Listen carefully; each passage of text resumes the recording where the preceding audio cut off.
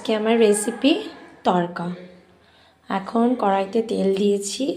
এই দেখো তড়কার ডাল রেডি আছে, ওখানে চর্বি রেডি আছে, এখানে হচ্ছে পেঁয়াজ, টমেটো, রসুন, আদা কুচি, কাঁচা লঙ্কা কুচি আমি রেডি করে রেখেছি। এবার তেলটা গরম হোক, তারপরে আমি তারপরে আমি পেঁয়াজটা ঢালবো। ঠিক আছে, ঠিক আছে। এবার পেঁয়াজটা ছেড়ে দেবো। এখানে পেঁয়াজ, আদা, রসুন যে কাটা ছিল, কাঁচা লঙ্কা কুচি, টমেটো সব আমি তেলের মধ্যে দিয়ে এবার ভাজছি।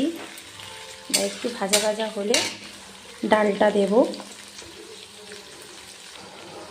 এবার আমি ডালটা অ্যাড করলাম। এই ডালটা আমি রেডি করে রেখেছিলাম।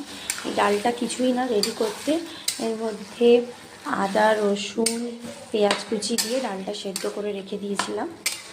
আর এই জন্য ডালটা ওই ভাজাটার মধ্যে অ্যাড করলাম। এবার এটা একটু নাড়াচাড়া করব। মধ্যে এই চর্বিটা অ্যাড করলাম, যেটা চর্বিটা রেডি করে রেখেছিলাম, চর্বিটা অ্যাড করলাম।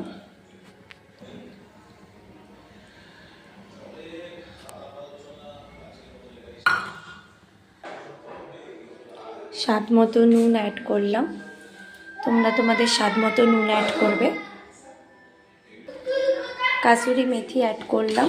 এবার তরকার মধ্যে এটাকে একটু ভালো করে নাড়াচাড়া দেবো। এবার কাসুরি মেথি দিয়ে কাসুরি মেথি অ্যাড করলাম তরকার মধ্যে।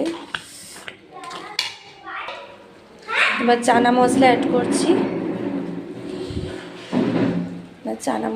করছি।